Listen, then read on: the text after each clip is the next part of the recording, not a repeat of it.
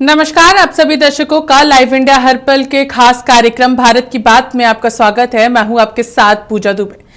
सभी पार्टियों ने अपने मैनिफेस्टो को जारी कर दिया है और लोकसभा चुनाव को देखते हुए सभी पार्टियां रेस हो चुकी हैं और लगातार चुनाव प्रचार प्रसार जो है वो शुरू हो चुका है। अगर हम बात करेंगे यहां पर भारतीय जनता पार्टी, कांग्रेस और लेफ्ट की, तो तीनों ही पार्टियों ने अपने घोषणा पत्र का ऐलान कर दिया है और कई बड़े वादे जो है वो जनता से किया गया है। और एक बार फिर से जहां पर एक तरफ भारतीय जनता पार्टी जो है वो 400 पार का नारा दे रही है, प्रधानमंत्री नरेंद्र मोदी ने 400 पार का नारा दिया है, तो वहीं दूसरी ओर अगर कांग्रेस की बात करेंगे तो कांग्रेस ने यहां पर इंडिया अलायंस फॉर्म कर यहां पर सभी जो विपक्षी पार्टी है, केंद्रीय विपक्षी पार्टियां हैं, उन सभी को एक मंच पर लाने का प्रयास किया था। लेकिन धीरे धीरे कर सभी कुछ पार्टियां जो है वो अलग होती चली गई और अपने अपने तरीके से चुनाव लड़ने के लिए उतर चुकी है। अगर आज के मुद्दे की अगर बात करेंगे तो आज हम तीनों ही पार्टियों के मैनिफेस्टो को लेकर चर्चा करेंगे कि आखिर तीनों पार्टियों ने घोषणा पत्र में 10 बड़ी चुनावी वादे आखिर जनता से क्या किए हैं और इस बार जनता क्या कुछ करने वाली है। इन सारी चीजों को देखते हुए हम लोग सीधे चर्चा करेंगे। यहाँ पर सबसे पहले हमारी सहयोगी रेखा मौजूद है, हम उनसे जानने की कोशिश करेंगे कि आखिर भारतीय जनता पार्टी ने यहाँ पर किस तरीके से चीजों को रखा है। 10 बड़े घोषणा जो है वो क्या कुछ बीजेपी की ओर से की गई है। रेखा। बिल्कुल पूजा, लोकसभा चुनाव का वक्त है और लोकसभा चुनाव को लेकर के सभी पार्टियों ने अपनी मैनिफेस्टो को जो है जारी कर दिया है। हालांकि बीजेपी पर सबकी नजरें टिकी हुई थी कि बीजेपी के घोषणा पत्र में इस बार क्या कुछ होता है।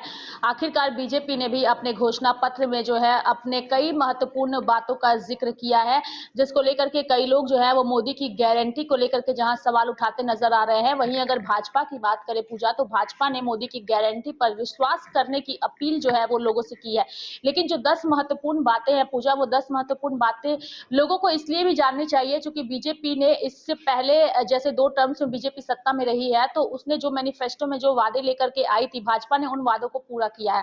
और अब बीजेपी तीसरे टर्म को लेकर के काफी उत्साहित नजर आ रही है और ये भी कह रही है कि अब की बार 400 पार। तो ऐसे में अब की बार 400 पार क्या इस मैनिफेस्टो के तर्ज पर हो सकता है?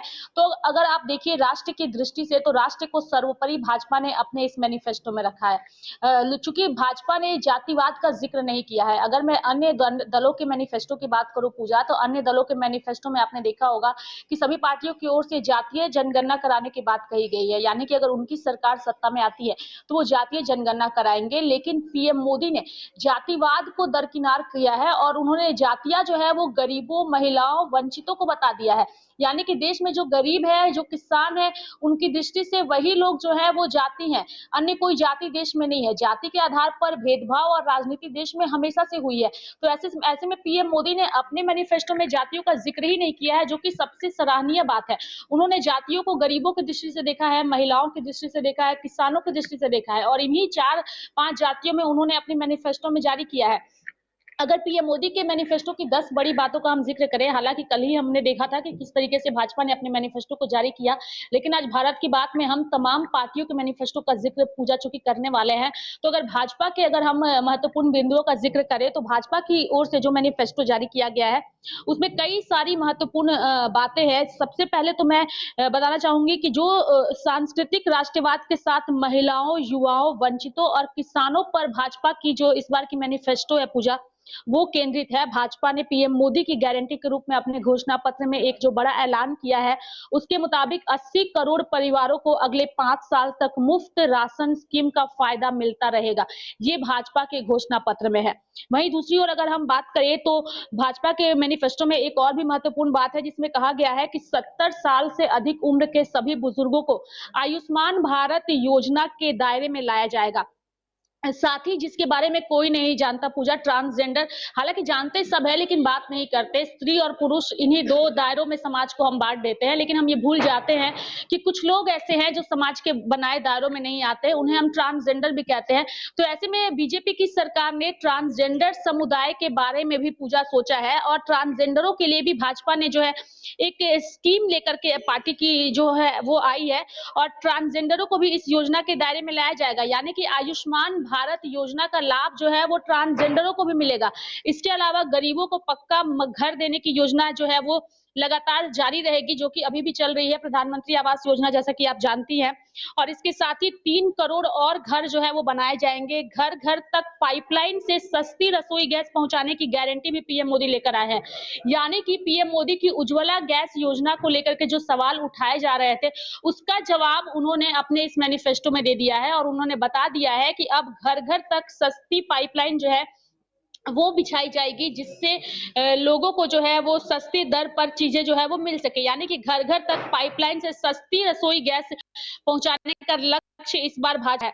इसके साथ ही भाजपा ने जो एक महत्वपूर्ण मुद्दे का जिक्र किया है पूजा, वो है वन नेशन वन इलेक्शन को लेकर पीएम मोदी ने बड़ी गारंटी दी है।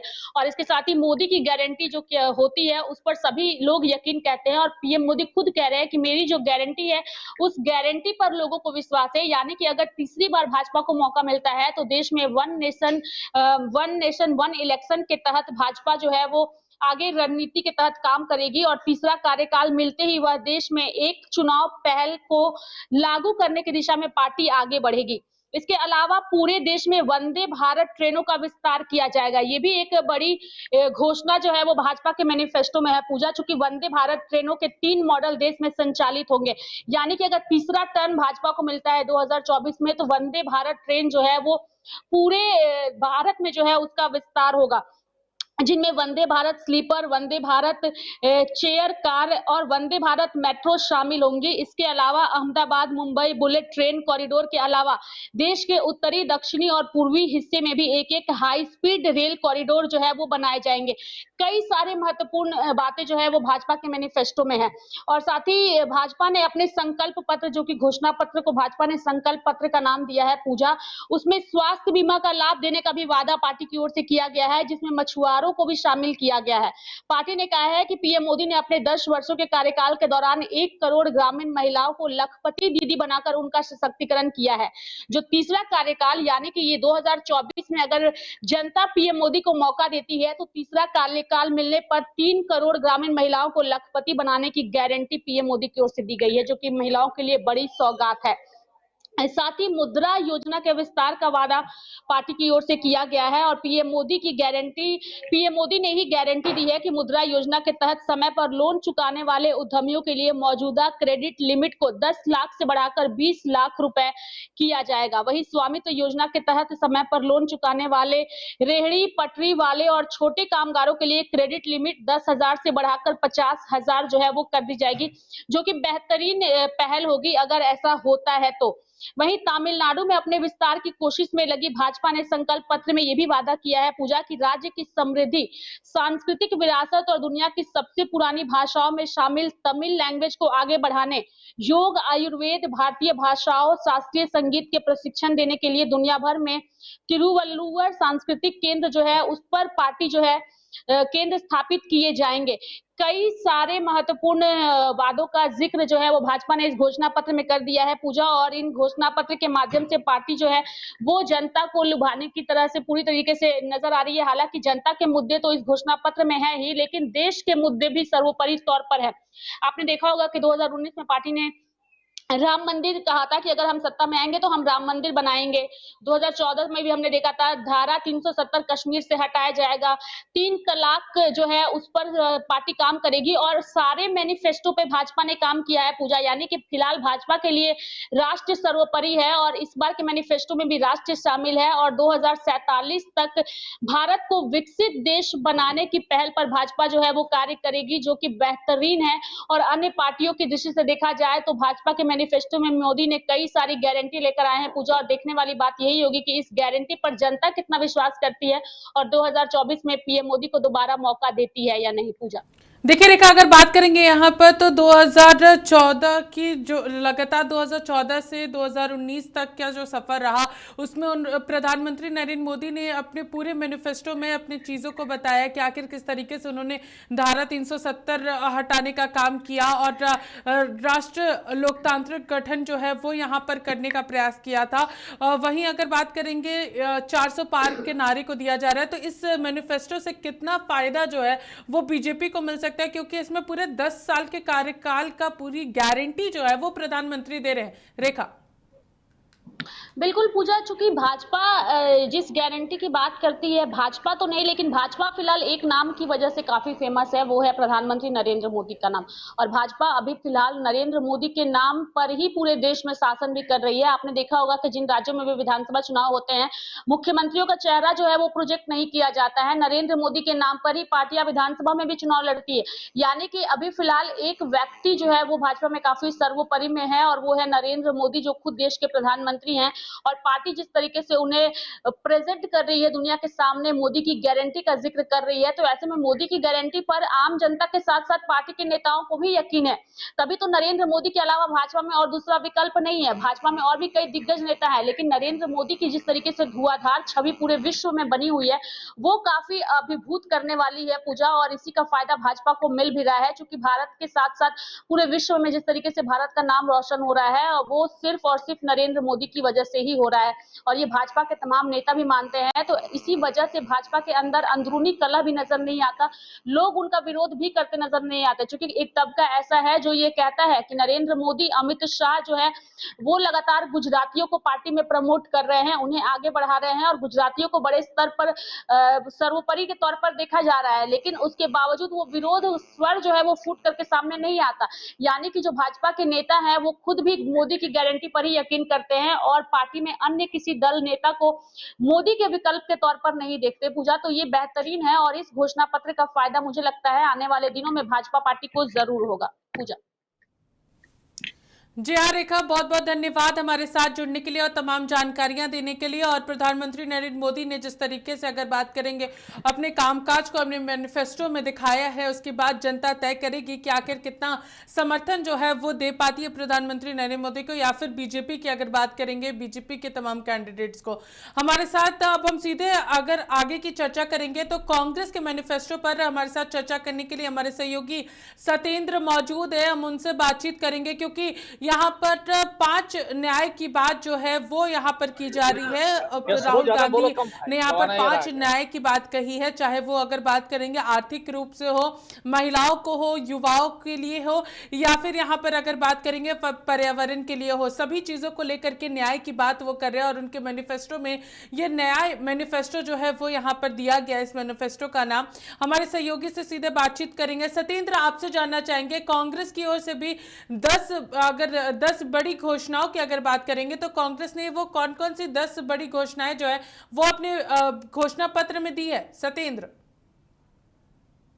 पूजा जी, चुनाव को लेकर के जो पार्टियों ने अपने अपने संकल्प पत्र, घोषणा पत्र, न्याय पत्र, संविधान बचाओ पत्र, मानव अधिकार का मत, ऐसे तमाम नाम बदले गए। हम सबको मिलाकर के उस पार्टी का मैनिफेस्टो भी कह सकते हैं, उनका घोषणा पत्र भी कह सकते हैं, क्योंकि ये वो समय होता है जब आम मतदाताओं को रिझाने के लिए ये पत्र जारी होते हैं। और ये पत्र वर्तमान जो सरकार काबिज होती है वो भी करती है, और विपक्ष की पार्टियां भी करती हैं। मैं अभी बात कर रहा हूं कांग्रेस के न्याय पत्र की। तो इसमें कांग्रेस ने अपने मैनिफेस्टो में वादा किया है कि वह केंद्र सरकार में विभिन्न स्तरों पर स्वीकृत लगभग 30 लाख रिक्त पदों को भरेगी। साथ ही अपने राष्ट्रीय न्यूनतम वेतन 400 रुपए प्रतिदिन करने की गारंटी दे रही है। इसी के साथ कांग्रेस पार्टी ने अपने न्याय पत्र में गारंटी दी है कि उसकी सरकार आने पर वह लोगों को उनके स्वास्थ्य की देखभाल के लिए 25 लाख तक के कैशलेस बीमा राजस्थान मॉडल पर पूरे देश में लागू करेगी। तीसरा उनका जो घोषणा पत्र में है, कांग्रेस ने अपने घोषणा पत्र में किसानों को वादा किया है कि वह स्वामीनाथन आयोग की सिफारिशों के अनुसार पूरे देश में किसानों के लिए एमएसपी की कानून की गारंटी देगी, जो सरकार आज तक नहीं दे पाई है। लगातार किसानों ने धरना किए हैं, दिल्ली बॉर्डर पे भी पड़े रहे, जगह जगह बड़े विरोध प्रदर्शन किसानों के इसी एमएसपी को लेकर हुए, लेकिन सरकार ने कोई कदम नहीं उठाया। कांग्रेस ने अपने मैनिफेस्टो में वादा किया है कि पार्टी ये सुनिश्चित करेगी कि प्रत्येक नागरिक की तरह अल्पसंख्यकों को भी पहनावे, खान पान, भाषा और व्यक्तिगत कानूनों की पसंद की स्वतंत्रता हो। पार्टी ने अपने घोषणा पत्र में कहा है कि हम व्यक्तिगत कानूनों में सुधार को प्रोत्साहित करेंगे। हम ऐसे कोई भी सुधार संबंधित समुदाय की भागीदारी और सहमति से करने की कोशिश करेंगे। कांग्रेस ने अपना दूसरा जो घोषणा पत्र में दूसरा वो दिया है, कांग्रेस ने अपने न्याय पत्र में वादा किया है कि वह सरकार में आने पर जातियों और उपजातियों की संख्या और उनकी सामाजिक आर्थिक स्थिति के बारे में पता लगाने के लिए एक राष्ट्रव्यापी सामाजिक आर्थिक सर्वे और जाति जनगणना कराएगी। पार्टी ने SC, ST और OBC के लिए आरक्षण पर लगे 50% की सीमा को बढ़ाने के लिए एक संवैधानिक संशोधन पारित करने का वादा किया है। कांग्रेस ने अपने घोषणा पत्र में सरकारी परीक्षाओं और सरकारी पदों के लिए आवेदन शुल्क समाप्त करने का वादा किया है। साथ ही पार्टी ने कहा है कि वह 15 मार्च 2024 के सभी एजुकेशन लोन माफ करेगी और बैंकों को हुई क्षति की पूर्ति सरकार मुआवजा देकर करेगी। कांग्रेस ने 2025 से महिलाओं के लिए केंद्र सरकार की आधी मतलब 50% नौकरियां आरक्षित करने का वादा अपने न्याय पत्र में किया है। कांग्रेस ने वादा किया है कि वह व्यापक परामर्श दाताओं के समुदाय से संबंधित जोड़ों के बीच नागरिक संघों को मान्यता देने के लिए एक कानून लाएगी। पार्टी ने वरिष्ठ नागरिकों, विधवाओं और विकलांग व्यक्तियों के लिए पेंशन राशि को बढ़ाकर 1000 रुपए प्रति माह करने का वादा किया है। कांग्रेस ने प्रत्येक गरीब भारतीय परिवार को बिना शर्त प्रति वर्ष 1 लाख कैश ट्रांसफर का वादा किया है। इसके लिए पार्टी महालक्ष्मी योजना शुरू करेगी। पार्टी ने अपने मैनिफेस्टो में कहा है कि वह देश के तेज विकास और धन सृजन के लिए प्रतिबद्ध है। इसके लिए कांग्रेस ने अगले 10 साल में GDP दोगुना करने का लक्ष्य रखा है। कांग्रेस ने कहा है कि वह फर्जी खबरों और पेड न्यूज के खतरे से निपटने के लिए इंडियन प्रेस काउंसिल एक्ट 1978 में संशोधन करेगी। कांग्रेस ने अपने घोषणा पत्र में कहा है कि वह सरकार में आने पर भाजपा NDA सरकार द्वारा बनाए गए GST कानूनों को GST 2.0 से बदल देगी।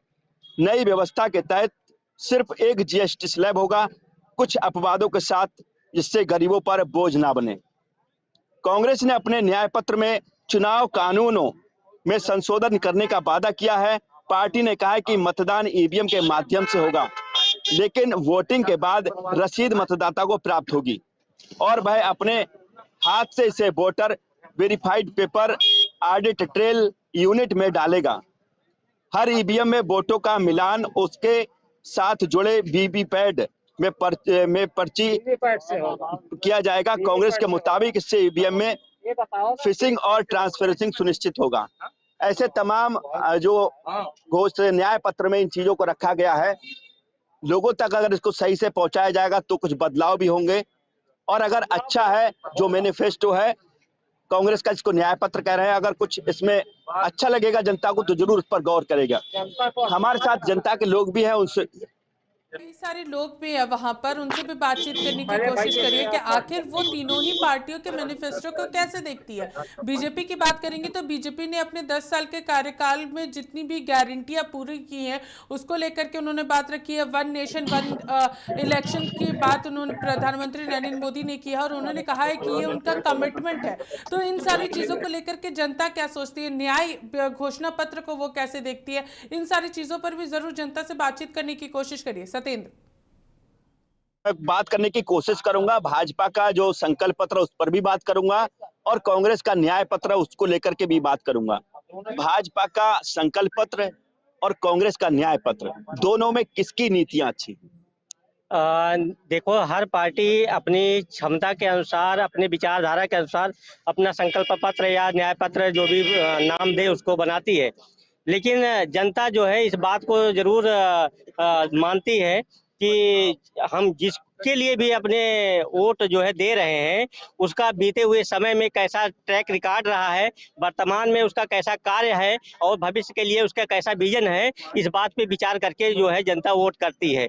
और अभी तक की जो सरकारें पिछली रही हैं, निश्चित रूप से बहुत सारे मुद्दे हैं जो जिनका समाधान हुआ है अलग अलग सरकारों के द्वारा जो है, लेकिन बहुत सारी अभी ऐसे मुद्दे हैं जिनका समाधान होना बाकी है। सारी पार्टियां अपने तरीके से कोशिश कर रही हैं और या जनता ये देख रही है कि कौन सी पार्टी निश्चित रूप से भारत के जो है विकास यात्रा को सुनिश्चित कर सकता है। भारत के जो उसका एक संकल्प है कि एक भारत श्रेष्ठ भारत, और विकसित भारत उसके बाद फिर विश्व गुरु का जो उसका जो है लक्ष्य है वो कैसे प्राप्त कर सकता है, और कैसे भारतवासियों के सपनों को पूरा कर सकता है, और कैसे भारतवासियों के सम्मान को सुरक्षित रख सकता है, कैसे उनके समस्याओं का समाधान कर सकता है। निश्चित रूप से हर पार्टी अपनी तरफ से कोशिश करती है। ये विचार जो है जनता इन सारे मुद्दों को अपने समकक्ष रखते हुए जो है निश्चित रूप से जो तय करेगी कि कौन सी पार्टी जो है इस समस्याओं का और इन चीजों का समाधान कर सकती है। भारतीय जनता पार्टी का संकल्प पत्र और कांग्रेस का न्याय पत्र, इन दोनों में आपको किस तरीके की चीजें दिख रही? भारतीय जनता पार्टी का जो संकल्प पत्र है, तो जब शुरू में मोदी जी आए थे तो उन्होंने संकल्प पत्र को दोहराया था कि 15 लाख रुपया हर गरीबों के खाते में दूंगा। ठीक, मोदी ने दोहराया था, मोदी जी की ही जुबान है। आज जो आज देश के प्रधानमंत्री है, जो इतने लोकप्रिय प्रधानमंत्री है, जो आज कहते हैं ईडी और सीबीआई इनकम टैक्स के जरिए जो आज कहते हैं कि 400 के पार भारतीय जनता पार्टी 400 के पार, जो आज नारा लगा रहे हैं और कह रहे हैं कि 400 के पार, ये मोदी जी का ही संकल्प पत्र था कि हर भारतीय के खाते में 15 लाख रुपया जाएगा। आज किसी आप भारतीय हिंदुस्तान के किसी भी कोने में आप किसी आदमी से पूछ लीजिए कि अगर किसी के खाते में 15 लाख की जगह पे अगर 15,000 भी गया हो, 15 रुपया भी गया हो, तो मैं उसको आपको धन्यवाद करता हूं, मीडिया को और प्रधानमंत्री नरेंद्र मोदी जी को धन्यवाद करता हूं। दूसरी बात, झूठ सच की सरकार बनाने के लिए झारखंड में, बिहार में, मध्य प्रदेश में इन्होंने ये कहते हैं कि मैं सच्चाई की लड़ाई लड़ता हूं, सबका साथ सबका विकास, सबका साथ सबका विकास की लड़ाई लड़ते हैं और पैसा दे के सरकार को खरीद के सरकार का गिराने का काम ये करते हैं। आरोप लगा रहे हैं आप? हम आरोप नहीं लगा रहे हैं, ये सच्चाई है, ये सच्चाई है, मैं आरोप नहीं लगा रहा हूँ। आप महाराष्ट्र में देख लीजिए, अजीत पवार का बेटा, यही नरेंद्र मोदी गया था जब महाराष्ट्र में, तो कहा था कि अजीत पवार जो है 70,000 करोड़ का घोटालेबाज है, इसके ऊपर ईडीआई और सीबीआई की जांच होनी चाहिए।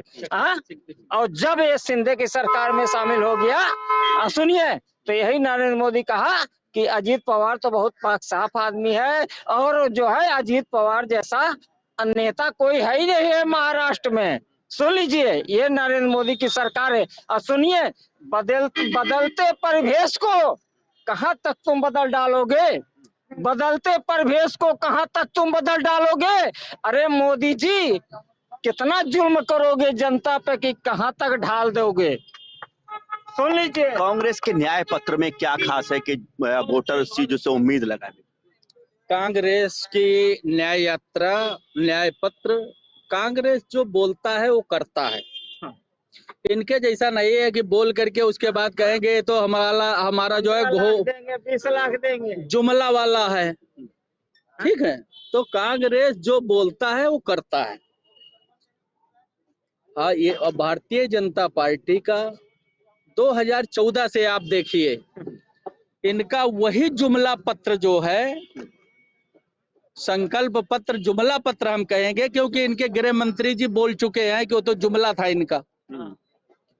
तो ये जो जुमला पत्र इनका है 15 लाख भारतीय जनता पार्टी का, हम कैसे विश्वास करें? 2014 में इन्होंने अपना जुमला पत्र रखा, बोले कि मैं काला धन ले आऊंगा, सबके अकाउंट में 15-15 लाख दूंगा।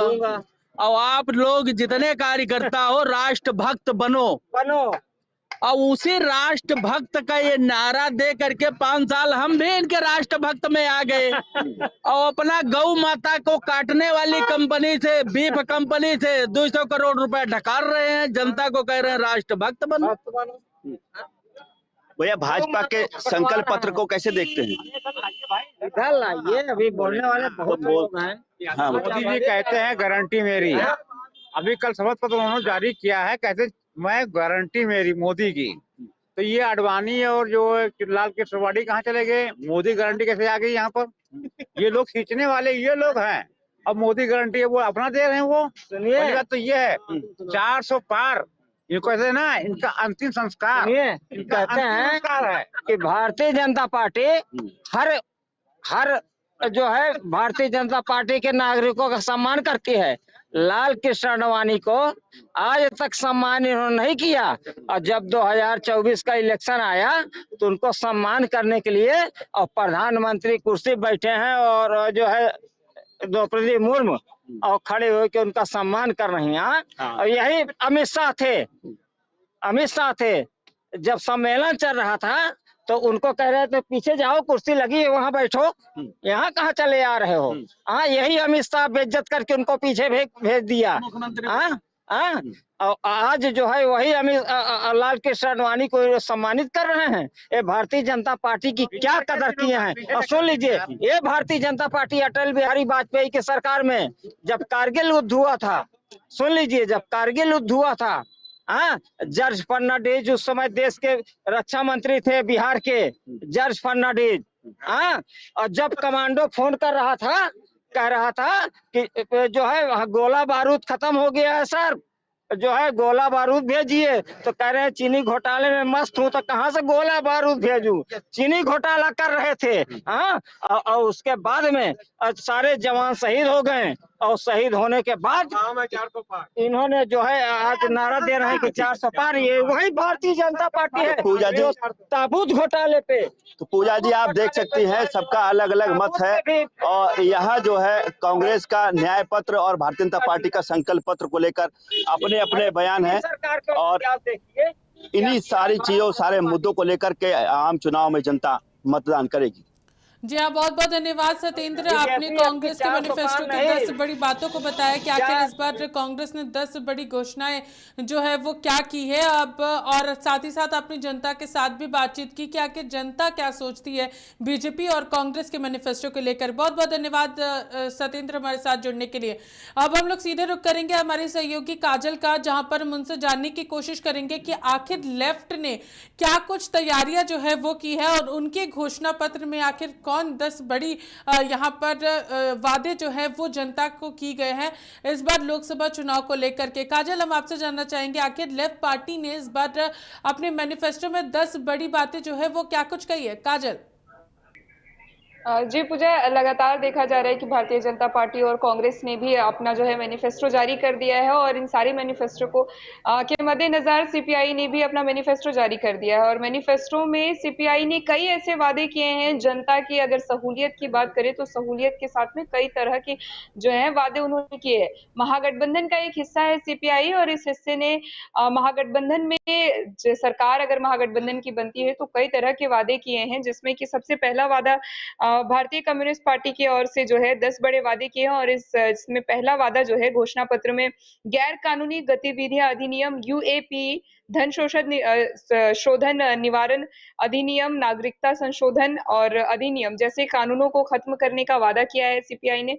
सबसे पहला वादा उन्हीं का है, सबसे पहला वादा कानून को लेकर के सीपीआई ने किया है। वहीं अगर दूसरे वादे की ओर रुख करें तो सीपीआई ने अपने मैनिफेस्टो में सामान्य संपत्ति कर और विरासत पर एक कानून लाकर जो है अमीरों पर ज्यादा टैक्स लगाने का वादा किया है। यूं कह ले कि जो लोअर क्लास फैमिली है या फिर मिडिल क्लास फैमिली है, उनके लिए एक काफी मतलब ऐसे परिवारों के लिए काफी अच्छा, और ये जो है यूं कह ले कि एक सहूलियत वाली चीज है जो कम्युनिस्ट पार्टी ने निकाली। और सीधे तरीके से उन्होंने कहा है कि जो अमीर हैं उन लोगों के ऊपर टैक्स लगाया जाएगा ज्यादा।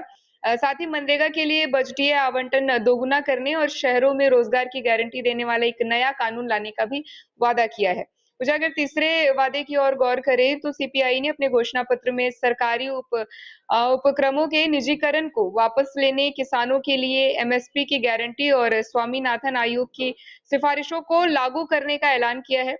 साथ ही उसने राजनीतिक पार्टियों को उद्योगों से चंदा लेने पर रोक लगाने का भी वादा करने का, मतलब यूं कह ले कि सीपीआई ने अपने तीसरे वादे में उद्योग कर्मियों और किसानों के लिए भी सोचा है। वहीं अगर चौथे वादे की बात करें पूजा, तो अपने 44 पन्ने के घोषणा पत्र में सीपीआई ने मोदी सरकार द्वारा लागू की गई राष्ट्रीय शिक्षा नीति की भी बात कही है। जहां वहीं वामपंथी विचारधारा वाली इस पार्टी ने अपने मैनिफेस्टो में सत्ता में आने पर निजी क्षेत्र, शिक्षा, रोजगार और जाति आधारित आरक्षण शुरू करने का भी आश्वासन दिया है। और साथ ही साथ पांचवा वादा जो किया है वो मार्क्सवादी कम्युनिस्ट पार्टी ने मौत की सजा के प्रावधान को पूरी तरह से हटाने का भी वादा किया है। यूं कह ले कि जो सजाए मौत किसी भी चीज में मिलती थी अपराधियों को, उस पे भी हटाने का वादा किया है। वहीं सीपीआई ने अपने घोषणा पत्र में कहा है कि फाइनेंस, डिफेंस, हायर एजुकेशन और मीडिया जैसे क्षेत्रों में फॉरेन डायरेक्ट इन्वेस्टमेंट पर लगाम लगाएगी। और इन सारी चीजों के साथ छठे वादे में कम्युनिस्ट पार्टी ने अपने मैनिफेस्टो में क्वाड और ये I2U2 जैसे गठबंधनों में देश को बाहर निकालने की बात कही है। जैसे अमेरिका, ऑस्ट्रेलिया, जापान और भारत के क्वाड के सदस्य देश हैं। वहीं I2U2 ग्रुप में भारत, इजराइल, UAE और अमेरिका शामिल है। बता दें कि क्वाड मुख्य रूप से इंडो पैसिफिक रीजन में चीन की विस्तारवादी नीतियों को चुनौती देने के लिए बनाया गया है। और वहीं आगे बढ़े अगर तो 7वें में है कि भारतीय कम्युनिस्ट पार्टी ने जम्मू कश्मीर में अनुच्छेद 370 और अनुच्छेद 35A को फिर से बहाल करने का भी वादा किया है घोषणा पत्र में।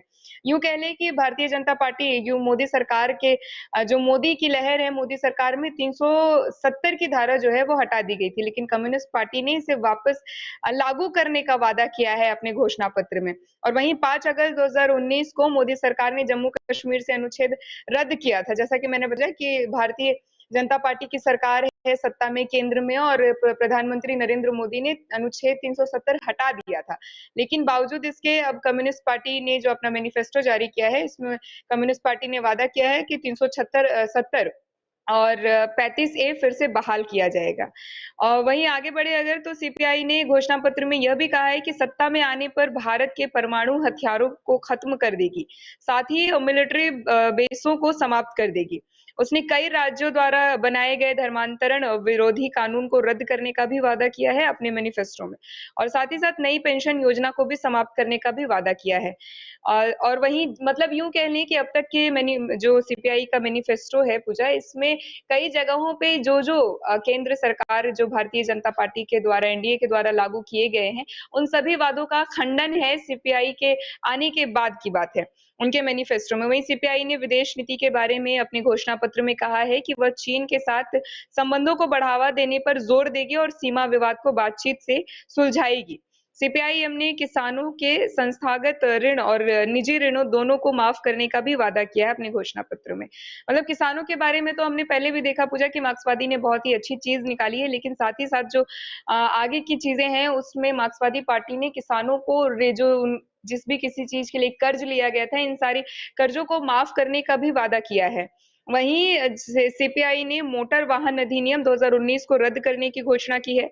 डिजिटल व्यक्तिगत डेटा संरक्षण अधिनियम को भी खत्म करने का वादा किया है और कहा है कि यह कानून अधिनायकवाद को प्रोत्साहित करता है। जैसे अभी जिस तरीके से मोदी लहर में लगातार देखा जा रहा है कि डिजिटल चीजों को ज्यादा बढ़ावा दिया जा रहा है, लेकिन कम्युनिस्ट पार्टी ने इस चीज को रद्द करने का वादा किया है। अगर महागठबंधन की सरकार आती है और सीपीआई अपने मैनिफेस्टो को इस तरीके से जारी किया है सीपीआई ने, और अपने घोषणा पत्र में किसानों के साथ साथ कई चीजों को सोचा है।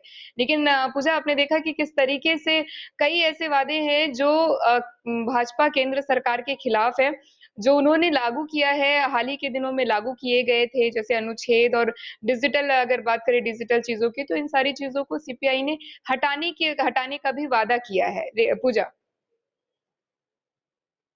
बताया कि किस तरीके कम्युनिस्ट पार्टी ने भी अपनी तरफ से बातों को रखा है, जनता के बीच कई सारे वादे जो है वो लेकर के आई है। इस बार 2024 का जो चुनाव है वो जहां एक तरफ प्रधानमंत्री नरेंद्र मोदी 400 पार का नारा दे रहे हैं, तो वहीं दूसरी ओर अगर कांग्रेस की बात करेंगे तो कांग्रेस की ओर से भी न्याय की बात की जा रही है। अलग अलग वर्गों के न्याय की बात कांग्रेस करती हुई नजर आ रही है। वही कम्युनिस्ट पार्टी भी जो है वो किसानों और साथ ही साथ अन्य लोगों को लेकर के क्या कुछ किया जा सकता है उसको लेकर के अपनी घोषणा पत्र में अपनी बातों को रखा है। बता दें कि प्रधानमंत्री नरेंद्र मोदी ने 14 अप्रैल को आगामी लोकसभा चुनाव 2024 के लिए यहां पर अपना भारतीय जनता पार्टी का घोषणा पत्र जारी किया था। बहुत बहुत धन्यवाद काजल हमारे साथ जुड़ने के लिए और तमाम जानकारियां देने के लिए। अब बात करेंगे बीजेपी ने अपने मैनिफेस्टो को संकल्प पत्र का नाम जो है वो दिया है। वहीं दूसरी ओर कांग्रेस ने 5 अप्रैल को अपना घोषणा पत्र जारी किया था और इसे न्याय पत्र का नाम दिया था। लेफ्ट की अगर बात करें तो यानी कि भारतीय कम्युनिस्ट पार्टी की बात करें तो 4 अप्रैल को आगामी लोकसभा चुनाव के लिए अपना मैनिफेस्टो रिलीज किया था, जिसमें कई ऐसी वादों के बारे में उन्होंने जिक्र किया है जिसे लेकर कई बार बहस से छिड़ चुकी है। अगर हम बात करेंगे यहाँ पर तो यहाँ पर काफ़ी ज़्यादा चर्चा जो है वो इसको लेकर के हो रही थी कि आखिर इस बार 2024 का जो लोकसभा चुनाव है पूरे देश में 7 चरणों में संपन्न होगा। पहले चरण के लिए 19 अप्रैल को, दूसरे चरण के लिए 26 अप्रैल को, तीसरे चरण से लेकर छठे चरण के लिए जो है वो यहाँ पर 7 मई और उसके बाद फिर 13 मई, 20 मई और 25 मई को वोटिंग होगी। 7वें चरण के लिए 1 जून को वोट डाले जाएंगे। नतीजे जो हैं वो 4 जून को घोषित होंगे। तो इसके लिए सभी लोग तैयार हैं और इसके लिए सभी पार्टियां जो है वो अपने अपने मैनिफेस्टो के जरिए जनता के बीच अपनी बातों को पहुंचाने की कोशिश कर रही है। फिलहाल आज के खास कार्यक्रम भारत की बात में हमारे साथ इतना ही। फिर कल ठीक 8 बजे लौटेंगे। तब तक के लिए देखते रहिए लाइव इंडिया हर पल। नमस्कार।